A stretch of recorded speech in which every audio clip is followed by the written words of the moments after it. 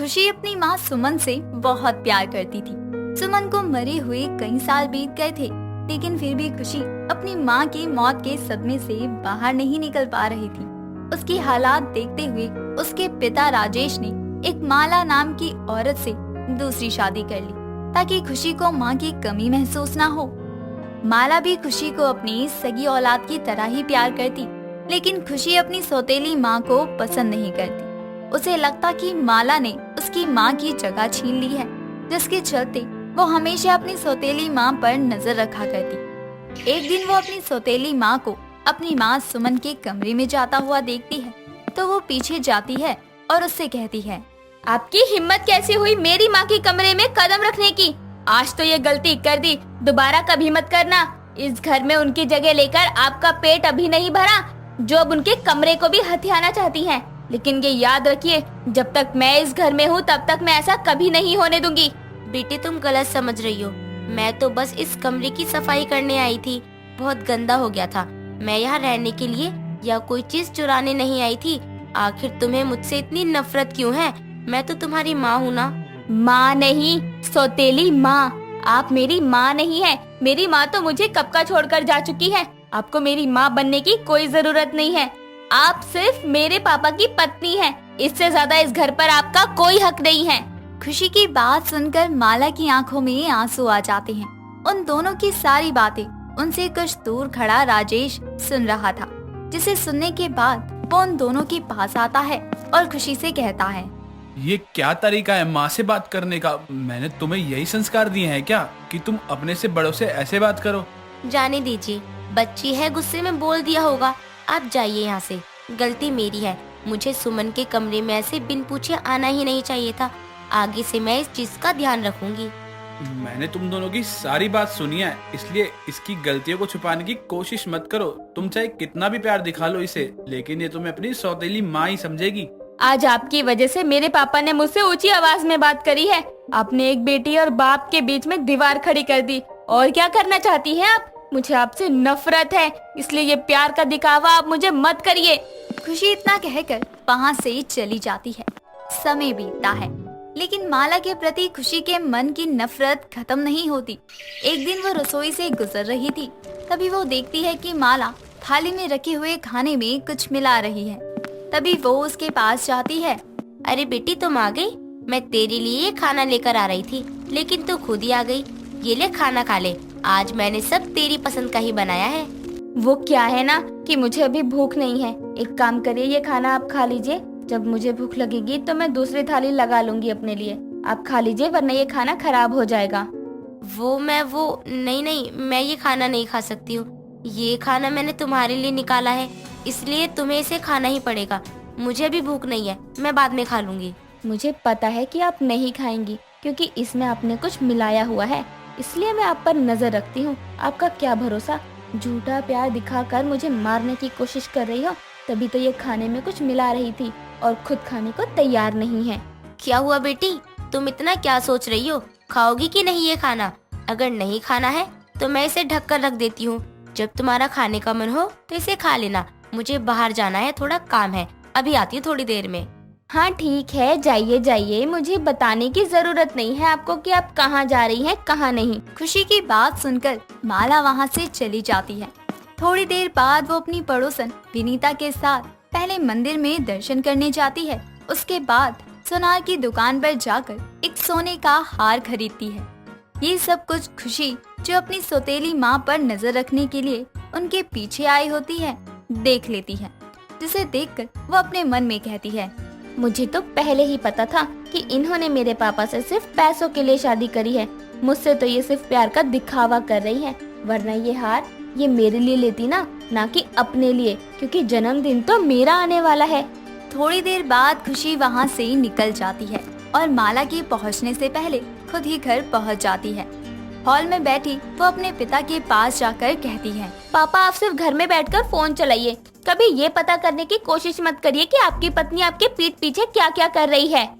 खुशी, तुम दिन पर दिन बहुत बदतमीज होती जा रही हो। वो मेरी पत्नी होने के साथ साथ तुम्हारी माँ भी है। देख लेना, एक दिन तुम अपनी गलतियों पर बहुत पछताओगी। आज तुम्हें अपनी माँ की कदर नहीं है, लेकिन जब वो भी तुमसे दूर हो जाएगी ना, तब तुम्हें एहसास होगा कि तुमने क्या खो दिया है। पापा, ये एहसास मुझे अच्छे से है क्योंकि मैंने अपनी माँ को बहुत पहले ही खो दिया था। और जिस औरत को आप मेरी माँ कह रहे हैं वो मेरी माँ नहीं, सौतेली माँ है, जिन पर मुझे जरा सा भी भरोसा नहीं है। तभी मैं उन पर नजर रखती हूँ। आज सुबह मैंने उनको मेरे खाने में कुछ मिलाते देखा और अब वो मार्केट गई हैं, हार खरीद रही हैं अपने लिए। तुम्हारी कितनी छोटी सोच है। उस बेचारी ने उसमें कुछ नहीं मिलाया है। अगर मिलाया होता तो मैं जिंदा नहीं खड़ा होता, क्योंकि मैंने उसी ढकी हुई थाली का खाना खाया है। अपनी आँख से सौतेली माँ की पट्टी उतार कर देखो, माला में तुम्हें अपनी माँ दिखाई देगी। और रही बात हार की, तो वो अपने लिए नहीं तुम्हारे लिए लेने गई थी, तुम्हारे जन्मदिन का तोहफा देने के लिए। राजेश इतना कहकर वहाँ से चला जाता है। समय बीतता है। एक दिन खुशी रसोई में चाय बना रही थी। चाय छानते टाइम थोड़ी सी चाय उसके हाथों पर गिर जाती है और उसका हाथ जल जाता है। तभी वहीं बगल में सब्जियां काट रही माला की नजर उसके जले हाथों पर जाती है और वो जल्दी से उसका हाथ ठंडे पानी में डालते हुए कहती है, बेटी, ज्यादा दर्द तो नहीं हो रहा ना? तुझे क्या जरूरत थी चाय बनाने की? मुझे कह देती, मैं बना देती। बेवजह तेरा हाथ जल गया। इनको मेरी छोटी सी तकलीफ से इतना दुख हो रहा है। ये दर्द तो सिर्फ एक माँ को ही हो सकता है। कहीं पापा सही तो नहीं कह रहे? अपनी सौतेली माँ पर नजर रखकर मैं कुछ गलत तो नहीं कर रही? मैं उनको गलत तो नहीं समझ रही? मैं ठीक हूँ, आप चिंता मत करिए। मैं अपनी फ्रेंड के घर जा रही हूँ, थोड़ी देर में आ जाऊंगी। खुशी इतना कहकर वहाँ से चली जाती है। पहली बार खुशी को सीधे मुंह बात करता हुआ देखकर माला को बहुत खुशी होती है। कुछ देर बाद वो अपनी फ्रेंड राखी के घर पहुँचती है, जहाँ देखती है कि राखी के दोनों ही हाथ बुरी तरह से जले थे। साथ ही उसके शरीर पर बहुत सारी चोट के निशान होते हैं। तो वो कहती है, तेरी ये हालत किसने करी? बता मुझे, तेरे पापा कहाँ हैं? तूने दवा ली कि नहीं? ये सब मेरी सौतेली माँ ने किया है। वो मुझे बहुत मारती है। कल मैंने खाना अच्छा नहीं बनाया था, इसलिए उन्होंने मेरे दोनों हाथ जला दिए। पापा भी उन्हें कुछ नहीं कहते हैं, वो उन्हीं का ही साथ देते हैं। मेरा दिल तो करता है कि मैं अपनी जान ही दे दूं। अपनी फ्रेंड का ऐसा हाल देखकर खुशी को अपनी हरकतों में बहुत शर्मिंदगी महसूस होती है, जो उसने अपनी सौतेली माँ के साथ की थी। उसे समझ में आ जाता है कि उसकी सौतेली माँ कोई नाटक नहीं कर रही, बल्कि वो सच में उससे प्यार करती। जिसके बाद वो तुरंत घर आती है। हॉल में बैठी अपनी माँ के पैर पकड़कर कहती है, माँ, मुझे माफ कर दीजिए। मैंने आपके प्यार पर शक किया। आपने हमेशा मेरी माँ की कमी को पूरा किया, लेकिन मैंने आपको कभी नहीं समझा। मुझे माफ कर दीजिए। अपनी गलती की माफी मांगकर खुशी अपनी सौतेली माँ पर नजर रखना छोड़ देती है। साथ ही उन्हें दिल से अपनाकर उनके साथ खुशी खुशी रहने लगती है। संगीता एक बहुत ही बहादुर लड़की थी। वो हर मुसीबत का सामना डट कर किया करती थी। उसकी माता गीता और पिता नमन अपनी बेटी की हर मांग को पूरी कर देते थे। ऐसे ही एक शाम जब संगीता बाजार से घर आ रही होती है, तभी वहाँ उसके पीछे सालों से प्यार में पड़ा पागल नीरज नाम का एक लड़का अपने 4 दोस्तों के साथ वहाँ आ जाता है और उसका रास्ता रोककर उससे बात करने की कोशिश करता है। हाय मेरी जान, कहाँ बिजली गिरा कर आ रही है इतना सच सवर के? तुझसे मतलब? तू जाकर अपना काम करना। अरे वही तो कर रहा हूँ डार्लिंग, तेरे अलावा कुछ सूझता ही नहीं है। अबे यार, कैसा बंदा है तू? बार बार अपनी बेइज्जती करवाता है। तेरे को शर्म नहीं आती क्या जरा सी भी बोलते हुए? हाय, कम से कम तूने छुआ तो। तेरी इस जानलेवा और निडर अदा पर तो मेरा दिल फिदा है। अबे चल निकल यहाँ से, वरना मार मार के ना तेरा मोर बना दूंगी। आया बड़ा जादूगर। ये बात बोलकर संगीता वहाँ से चली जाती है और उसकी बातें सुनकर नीरज को काफी गुस्सा आता है और वो अपने दोस्तों के साथ मिलकर आपस में बात कर रहा होता है। यार आज तो संगीता ने ना तेरी एकदम खिल्ली उड़ा दी। हाँ भाई, सही कह रहा है। आज भाई की ना फुल बेइज्जती हुई है। हाँ सही कह रहा है तू। कब से प्यार से मना रहा हूँ पर हाँ ही नहीं करती। सबक तो सिखाना ही पड़ेगा यार। ऐसे ही एक रात नीरज अपने दोस्तों के साथ मिलकर चुपके से संगीता के घर में घुस जाता है और अंधेरे में चाकू से संगीता के चेहरे पर वार करने की कोशिश करता है, जिससे संगीता जोर से दर्द में चीख पड़ती है। और आस पड़ोस के सभी लोग भी उठ जाते हैं और संगीता के कमरे की तरफ आते हैं। तभी वहाँ नीरज और उसके सभी दोस्त पकड़े जाते हैं।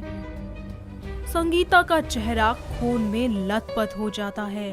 उसके माता पिता उसे पीड़ित हालत में जल्दी से हॉस्पिटल ले जाते हैं, जहां डॉक्टर उसका इलाज करते हैं और बाहर आकर उनसे कहते हैं, कहिए ना डॉक्टर साहब, आप चुप क्यों हैं? क्या हुआ मेरी बेटी को? जी देखिए, आपकी बेटी बिल्कुल ठीक है, लेकिन बड़ी बेरहमी से उसके चेहरे पर जो वार किया गया, जिसमें उसकी लेफ्ट आई पूरी तरह से डैमेज हो गई है और वह अब कभी भी उस आँख से नहीं देख पाएगी। वक्त बीतता जाता है, लेकिन संगीता अपने साथ हुए हादसे को भुला नहीं पाती, पर वो अपना दुख अपने माता पिता के सामने कभी जाहिर नहीं होने देती थी। ऐसे ही एक दिन वो बाजार से कुछ सामान लिए अपने घर आ रही होती है, तो चलते चलते वो एक स्पोर्ट्स कॉम्प्लेक्स के पास पहुंच जाती है, जहां वो देखती है कि विकलांग लोग तीरंदाजी की ट्रेनिंग कर रहे थे। वो काफी देर वहां खड़ी होकर ये सब कुछ देखती रहती है। वहीं उसकी नजर तीरंदाजी सिखा रहे उनके कोच पूरब पर जाती है। वो उनके पास जाकर बोलती है, एक्सक्यूज मी सर, ये सभी लोग यहाँ क्या कर रहे हैं? जी ये लोग यहाँ पैरालंपिक्स में पार्टिसिपेट करने के लिए तीरंदाजी की ट्रेनिंग कर रहे हैं। ये पैरालंपिक्स क्या होता है? पैरालंपिक्स एक ऐसा स्पोर्ट्स है जहाँ पर विकलांग लोग पार्टिसिपेट करते हैं। तो क्या मैं भी इसमें पार्टिसिपेट कर सकती हूँ? हाँ हाँ, क्यों नहीं, जरूर। ओके डन, तो कल से मैं भी आपके साथ प्रैक्टिस करूँगी। संगीता ये बात जाकर अपने माता पिता को बताती है और उसके माता पिता उसकी बात मान जाते हैं। अगले दिन वो फिर से स्पोर्ट्स कॉम्प्लेक्स जाती है और वहाँ सारी फॉर्मेलिटीज पूरी कर देती है। पूरब उसे ट्रेनिंग देना स्टार्ट करता है। समय बीतता जाता है, वो दोनों काफी अच्छे दोस्त बन जाते हैं। संगीता का कॉन्फिडेंस पूरब को काफी ज्यादा पसंद आता है और एक दिन उसे ट्रेनिंग के बाद वो एक कैफे में लेकर जाता है। तो संगीता, हम दोनों एक दूसरे को काफी समय से जानते हैं, पर तुमने आज तक अपने बारे में कुछ बताया नहीं। क्या सुनना चाहते हैं सर? यही कि मेरी लाइफ कितनी बोरिंग है, कैसे मैंने अपनी एक आँख खो दी। नहीं संगीता, आई एम सॉरी, मेरा वो मतलब नहीं था। मैं आज आपको अपनी सारी आप बीती सुनाती हूँ कि मेरे साथ कब कैसे क्या हुआ। तब संगीता उसे अपने साथ हुए सारे हादसे के बारे में बताती है और बोलते बोलते उसकी आंखें भर जाती हैं। पूरब संगीता के आंसू पोंछता है और अपने अपने घर वालों को एक दूसरे के बारे में बता देते हैं और कुछ ही दिनों बाद उनके परिवार वाले मिलकर उनकी शादी करवा देते हैं। शादी के कुछ दिन तक सब कुछ बहुत अच्छा चलता है। संगीता की सास शीतल बहुत ही ज्यादा रूढ़िवादी सोच की औरत थी, जिसके चलते उसे अपनी बहू के बाहर जाने और खेल कूद करने से काफी दिक्कत थी। ऐसे ही एक दिन, बहू, अरे बहू। हाँ जी मम्मी जी।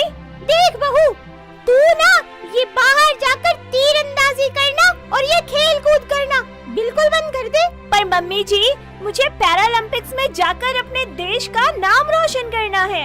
अरे परवर गया तेल लेने, मैंने कह दिया ना। शीतल वहाँ से ये बात कहकर चली जाती है और शाम को जब पूरब आता है वो उससे बात करने कमरे में जाता है और कहता है, संगीता, क्या तुम्हें पता है कल पैरालंपिक्स के ट्रायल शुरू हैं? नहीं पूरब, अब मैं ये सब नहीं करूँगी। मम्मी जी को मेरा बाहर जाना और ये सब करना बिल्कुल पसंद नहीं है। कभी नहीं, तुमने इतनी मेहनत की है इस दिन के लिए। मैं माँ जी से बात करूँगा। नहीं नहीं पूरब, आप मम्मी जी को कुछ नहीं कहेंगे, आपको मेरी कसम। पर क्यों संगीता, इस पल का इंतजार तुम कब से कर रही थी, अब अंत में ऐसे हार मान लोगी? संगीता अगले दिन छुप छुपा कर ट्रेनिंग पर चली जाती है और पैरालंपिक्स में तीरंदाजी के लिए सिलेक्ट हो जाती है। वो ये बात पूरब को बताती है। इसी बीच उसे पता चलता है कि वो प्रेग्नेंट हो गई है, तो ये बात वो किसी को भी नहीं बताती। थोड़े ही दिन बाद पैरा ओलंपिक्स ट्रायल का दिन आ जाता है, जहां संगीता अपनी एक आंख से निशाना लगाती है और तीरंदाजी में गोल्ड मेडल जीत लेती है।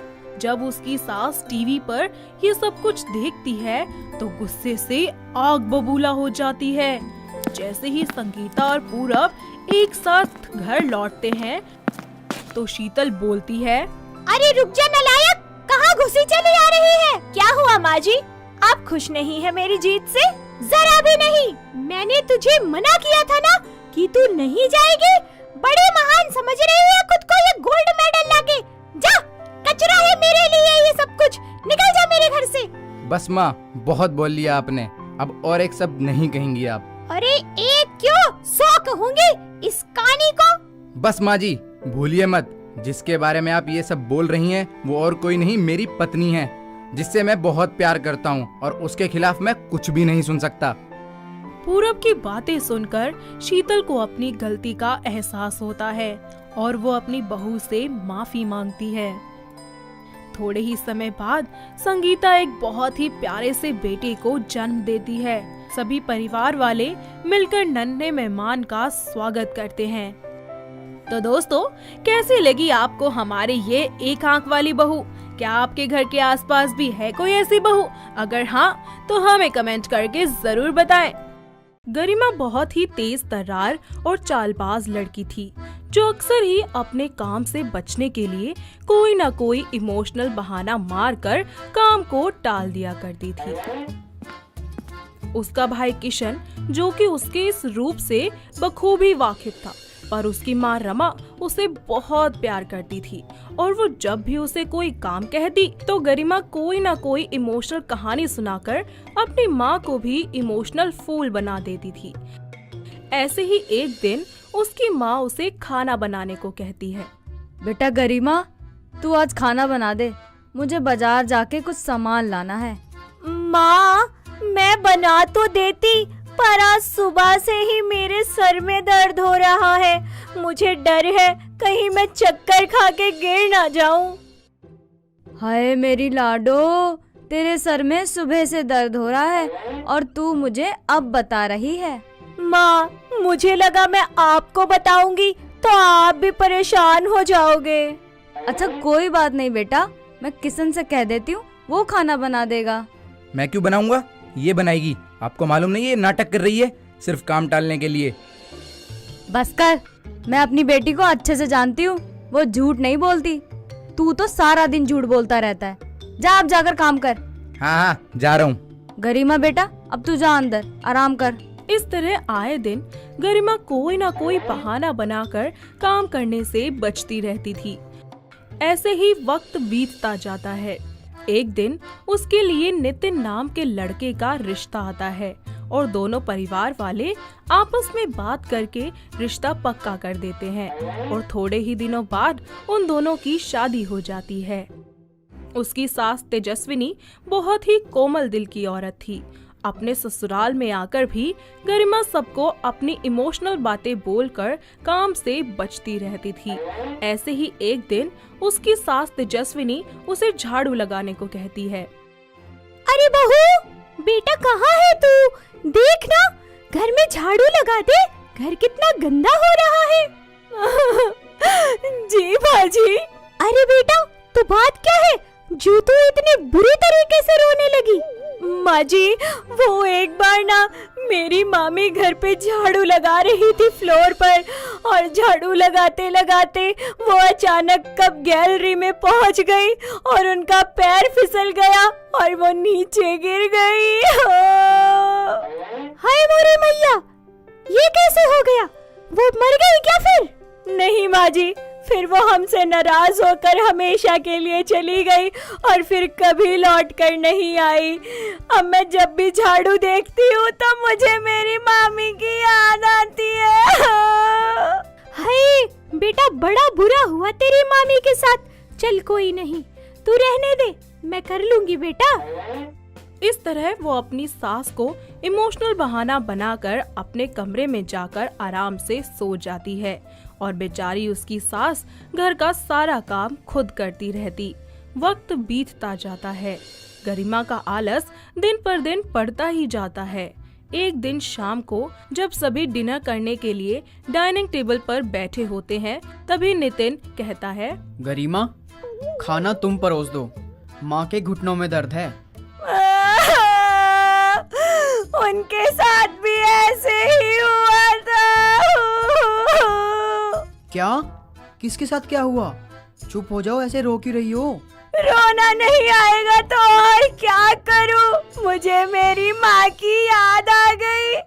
एक बार ऐसे ही खाना परोसते परोसते मेरी माँ के हाथों पर गरम गरम दाल गिर गई थी और उनका हाथ जल गया था।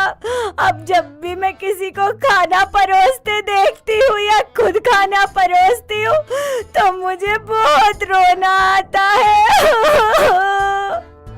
अच्छा ठीक है, चुप हो जाओ।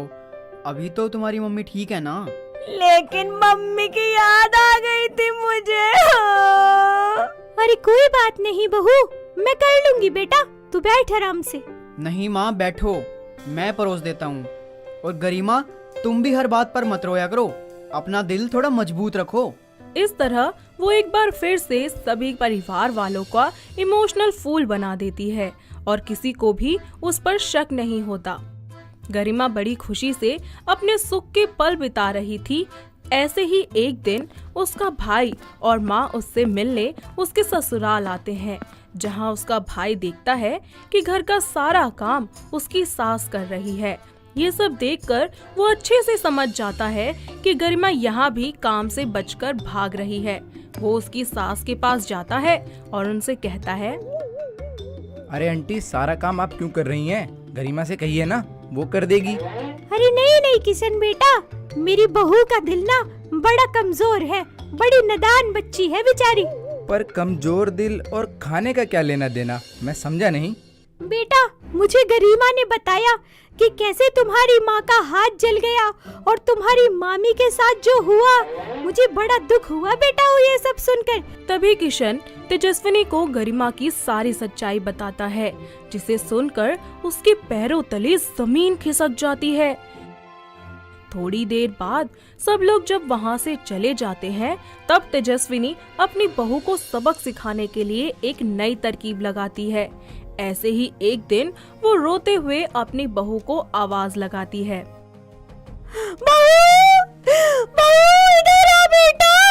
क्या हुआ माँ जी, आप रो क्यों रही हैं? बहू, तेरी दुख भरी कहानी सुन सुन कर ना मुझे मेरी माँ की याद आ गई बेटा। तुझे पता है, वो भी सारा सारा दिन ऐसे ही काम किया करती थी जैसे मैं करती हूँ। हाय माँ जी, क्या हुआ उन्हें? वो ठीक तो है ना? नहीं नहीं बेटा, ठीक क्या होना था, मेरी माँ तो भगवान को प्यारी हो गई। माँ जी आप रोइए मत। तो क्या करूँ बेटा, अब मुझसे ये काम और नहीं होता। कहीं मैं भी मर गई तो तेरा और नितिन का क्या होगा बेटा? माँ जी ऐसा कुछ नहीं होगा, एक दिन की तो बात है, मैं कर लेती हूँ। आप मेरा इतना ख्याल रखती है, आपके लिए मैं इतना तो कर ही सकती हूँ ना। इस तरह तेजस्विनी आए दिन कोई न कोई बहाना बनाकर गरिमा से काम करवाती रहती। कुछ दिन तो गरिमा बड़े आराम से काम करती, पर धीरे धीरे उसे अपनी सास के ये नखरे देखकर गुस्सा आना शुरू हो जाता है और एक दिन गरिमा गुस्से से तिलमिलाती हुई अपनी सास के पास जाती है और बोलती है, माँ जी मुझे सब समझ आ रहा है, आप रोज रोज नए बहाने कर कर काम से बचना चाहती है ना? अरे बहू, ये कैसी बातें कर रही है, ऐसा कुछ नहीं है। माँ जी मुझे सब पता है, आप जानबूझकर रोज कोई ना कोई नौटंकी करती हैं। अच्छा, तुझे कैसे पता ये सब? क्योंकि मैं भी तो यही सब करती थी काम से बचने के लिए। हाँ, क्योंकि मैंने ये सब तुझसे ही सीखा है। मुझे तेरे सारे नाटक के बारे में पता चल गया। तेरे भाई किशन ने मुझे सब कुछ बता दिया कि तेरी कोई मामी थी ही नहीं और तुम्हारी माँ का कभी हाथ नहीं जला था। अपनी सास की बातें सुनकर गरिमा को अपनी गलती का एहसास हो जाता है। मुझे माफ कर दीजिए माँ जी, मुझसे गलती हो गई। मैंने अपने आलस के चलते हमेशा काम करने से बचना चाहा। मैं ये भूल गई कि मेरी वजह से और बाकी लोगों को कितनी परेशानी होती होगी। बहू, आज तो मैं तुझे माफ कर देती हूँ, पर याद रखना आगे से कभी किसी के साथ ऐसा खेल मत खेलना। जी माँ जी, अब से ऐसा कुछ नहीं होगा, प्रॉमिस। इस तरह गरिमा को ये बात अच्छे से समझ आ जाती है कि आलस करना कभी भी हमें सुख नहीं देता और वो अब कभी भी झूठा बहाना बनाकर काम से भागना बंद कर देती है। गरिमा में ये बदलाव देखकर घर के सभी लोग बहुत ही ज्यादा खुश हो जाते हैं और फिर सब लोग मिलकर एक साथ खुशी खुशी रहने लगते हैं।